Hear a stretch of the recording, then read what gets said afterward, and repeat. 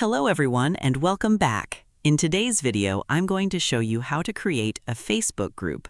Facebook groups are a great way to build communities, share content, and connect with people who have similar interests. So let's get started.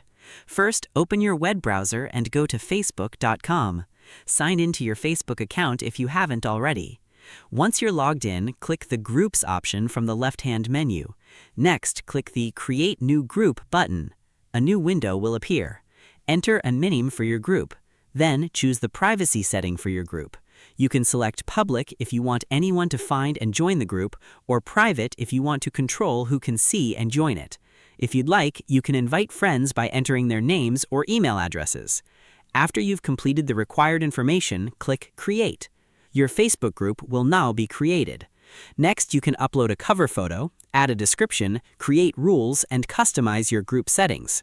You can also start creating posts, invite more members, and manage your group using the available admin tools. And that's it. You've successfully learned how to create a Facebook group. Thanks for watching. If you found this tutorial helpful, don't forget to like, subscribe, and turn on notifications for more Facebook tips, social media tutorials, and helpful guides. See you in the next video.